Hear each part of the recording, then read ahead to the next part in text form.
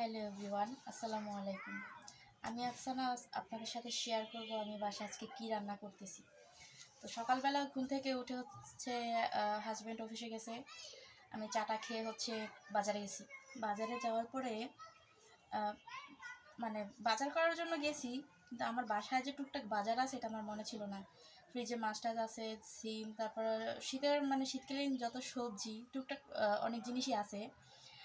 কিন্তু হচ্ছে বাজারে যাওয়ার পর ওটা আমার মনে ছিল না, বাজারে যাওয়ার পর আমার মনে পড়লো যে ঘরে তো মাছ টাছ আছে, সবজি আছে। আবার বাসায় চলে আসলাম। বাসায় চলে আসার পরে কিছুক্ষণ পর আবার মনে হইলো যে একটু শাক খাইতে মন চাইতেছে। তো গিয়ে হচ্ছে বাজারে মূলা শাক নিয়ে আসলাম। তো শীতের সবজি আসলে শাকটা খাইতে খুব ভালো লাগে শীতে। তো সবজি নিয়ে আসার পরে এখন অর্ধেক কাটা হয়ে গেছে, বাচ্চা টাচ্চা কাটাও হয়ে গেছে অর্ধেক। তো ভাবলাম আপনাদের সাথে একটু শেয়ার করি। তো মূলা শাকটা আমার কাছে বেশ ভালোই লাগে। তবে মূলা শাকটা আমার কাছে ভালো লাগার সাথে সাথেও কিন্তু একটু তেতো তেতো ভাব লাগে। আমি জানি না কার কাছে এটা কেমন লাগে, কিন্তু আমার কাছে একটু তেতো তেতো ভাব লাগে। বেশি একটা মানে কেমন জানি আমার রান্নাটা হয় না। তো কে কোন জেলা থেকে দেখতেছেন আমাকে একটু কমেন্টস করবেন, আর আমাকে জানাবেন যে আসলে মূলা শাকটা কীভাবে রান্না করলে তিতা ভাবটা আসে না।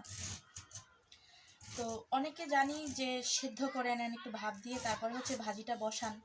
কিন্তু আমি ভাজিটা সেদ্ধ করি না, আমি হচ্ছে একসাথেই সেদ্ধ ছাড়াই বসাই। তো সেক্ষেত্রে হয়তো বা একটু বাজে স্মেল আসতে পারে বা একটু তেতো তেতো ভাব আসতে পারে। তো আমার কাছে না শাক ভাজিটার মধ্যে একটু মূলার ঘ্রাণটা না আসলে ভালো লাগে না। অবশ্য কেউ খারাপভাবে নেবেন না। এর জন্য আমি মাঝে মাঝে করি কি একটু সামান্য চিনি এটা দেই যাতে একটু তেতো না লাগে। তো অনেকেই অনেকভাবে ভাজিটা করেন, আমি এটার মধ্যে কাঁচামরিচ একদমই দিব না। আমি এটা শুকনো মরিচ দিয়ে ভাজি করব এবং একটু সামান্য রসুন দিব। তো এটা দিয়ে ভাজি করলে আমার কাছে খুব ভালো লাগে। আমরা এভাবে খাই। আপনারা ভাজিটা কিভাবে করেন আমাকে একটু জানাবেন। আপনাদেরটা আমি ট্রাই করব, দেখব যে এটা কিভাবে ভালো লাগে। আর ওই যে বললাম তেতো ভাবটা আসে, আমাকে একটু কাইন্ডলি আপনারা জানাবেন যে এই ভাজিটা কিভাবে করলে একটু তেতো ভাবটা কম আসে বা আসে না।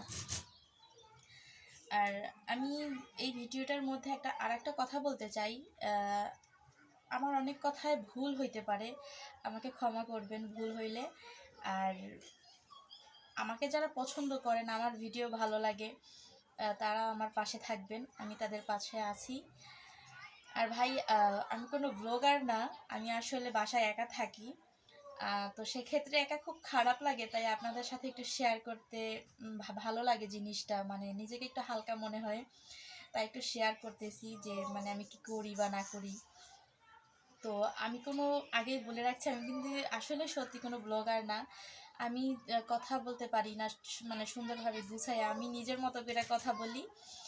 তো আমার কোনো কথায় যদি আপনাদের ভুল হয় বা কোনো কথায় আমার খারাপ লাগতে পারেই আপনাদের কাছে, তো সেক্ষেত্রে আমাকে মাফ করবেন। আর অনেকে আমাকে বলে যে আমি নাকি গুছিয়ে কথা বলতে পারি না। তো ভাই, আমি আমার মতোভাবে কথা বলি। আমি আমার বাসা হচ্ছে বরিশালে। আমি যদিও শুদ্ধ ভাষায় কথা বলতে পারি না, তাই নিজের মতো করে কথা বলতে স্বাচ্ছন্দ্য বোধ করি। আমাকে সবাই মাফ করবেন। আর আপনারা আজকে কী কী রান্না করতেছেন এই শীতে আমাকে এটা জানাবেন। তো আজকের ভিডিও এই পর্যন্তই। ভালো থাকবেন সবাই। আল্লাহ হাফেজ।